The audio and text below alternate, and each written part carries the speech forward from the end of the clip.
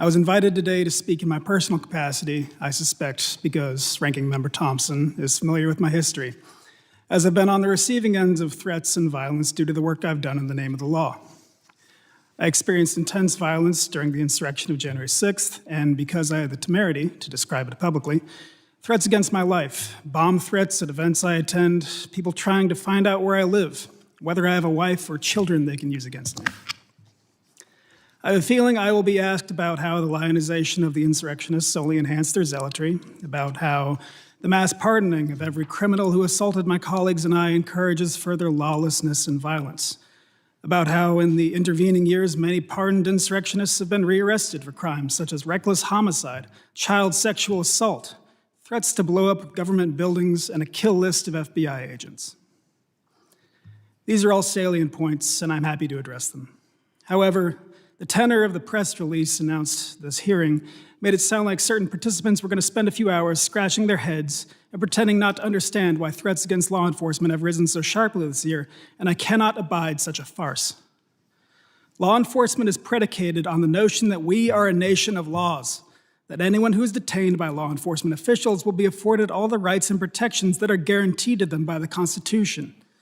It is this exemplary standard of civil society that compels individuals to cooperate when faced with arrest. Flawed as it is, our justice system aspires to and works toward the goal of truth and equal protection under the law. Unfortunately, this year, broad swaths of federal law enforcement have proven that this is no longer the case. Perjury and contempt of court used to be prohibitive of work in law enforcement, but now it appears to be a prerequisite of leadership.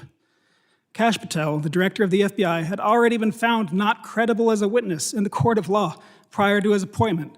And Greg Bavino, the so-called commander-at-large of Border Control, was found to have lied while under oath in order to justify his use of force against Americans. Even the Secretary of Homeland Security, Kristi Noem, intentionally defied a judge's order to halt the trafficking of prisoners to foreign countries and then bragged about it on national television. I should add here that one of the hallmarks of secret police forces throughout history is operating outside the law, using violence and intimidation to achieve their objectives.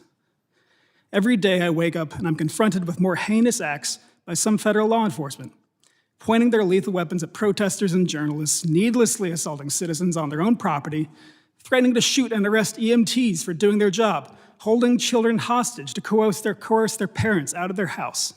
One shot a woman who committed no crime several times and bragged about it, saying he fired 5 rounds and she had 7 holes.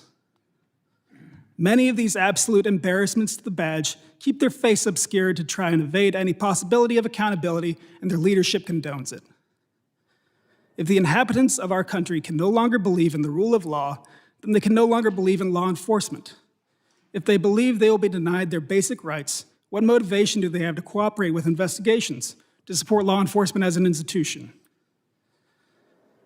The fact of the matter is that right now, in the United States of America, there is a semi-secret police force abducting people based on the color of their skin and sending many of them via state-sponsored human trafficking to extraterritorial concentration camps. There are still plenty of good officers. I work with them, federal and local. But before we go around the room clutching our pearls, wondering how people could possibly compare law enforcement in this country to the Gestapo, maybe we should take a moment and ask ourselves if there isn't some recent behavior on the government's part that could encourage such a juxtaposition.